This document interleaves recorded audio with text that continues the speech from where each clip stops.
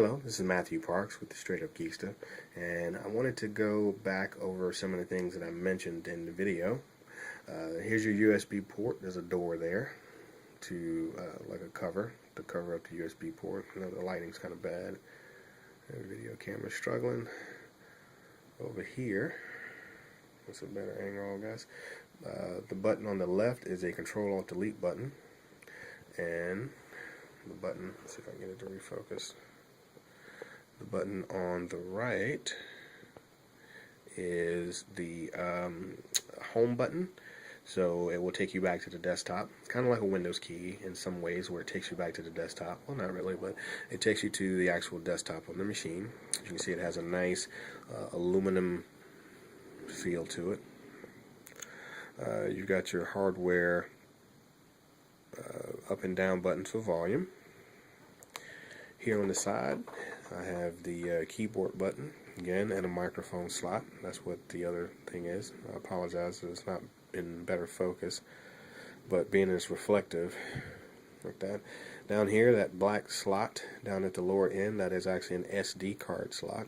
I have a 32 gig SD card in there, and so that augments my 64 gig built-in SSD. Here are your two stereo speakers, and I'll hold it in my hand like that. Here we go. Right. Okay, so there you have your audio port, and that audio port again is both a microphone and a headset or headphone jack.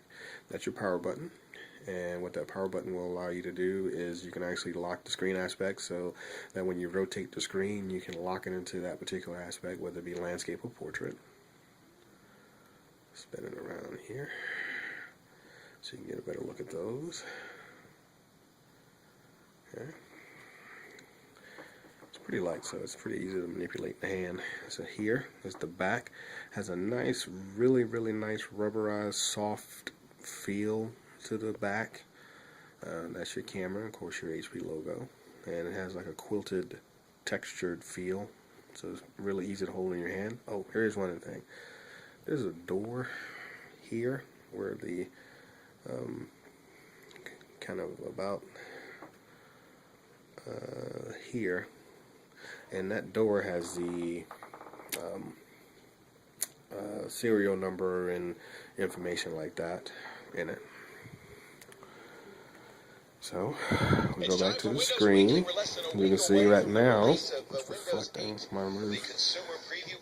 We're doing a full screen view of a video that's streaming via wireless from YouTube. And this is Windows Weekly, strangely enough. You can see it's coming in nice and clear. The sound is really good. There's a enhancement that they have for the sound. It's actually pretty good in it. This is your other camera, by the way, if you can see just up there in the corner. You have a nice round, nice thick border around the edge, that black bezel, and that black bezel makes it easier to hold. A lot of people ask about that with tablets, and that's important because you can put your thumb in there and hold the damn thing. Okay. So that's kind of the, last thing. This down here, this other slot down here, this is your power slot so that you can power the device. So that's where your power adapter, so that's your power receptacle.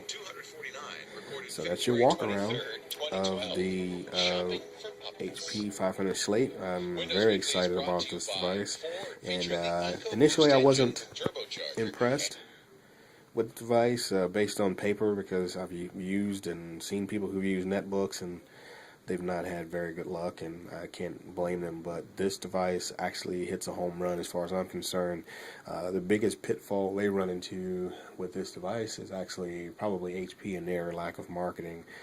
In an enterprise environment where group policy is the rule of the day, this is a device that you want to have for your users. They don't have to learn anything new. They don't have to connect it to a computer to get their updates. Group policy can control the accessibility and the usability of the machine. It's configuring a computer, something that you've known and grown up with for the last 20 years, so you don't have to learn something new when you do that. That's not against iPad or against Android. I like both devices, but me as a Windows user in an enterprise, or even outside an enterprise, this type of device is a device that I personally would prefer, and I think that there are more people like me than I think. This is Matthew Parks, again, with the walk around of the HP Slate 500. Again, I would be remiss if I did not mention that there has been a refresh of this model called the HP Slate 2. And some of the notable updates are there is a new processor in it which gives you better power. This gives you about power consumption. This one is about 5 hours on battery. I have tested that, 5 hours straight, depending on what you're doing. If you're doing video, you're probably going to get about 3 hours out of it. And some of the other notables are the swipe keyboard was added, so that's a software thing, and the graphics accelerator was updated from the Intel 500 to the Intel 600. Other than that, it's pretty much the same guts, and they come in different configurations.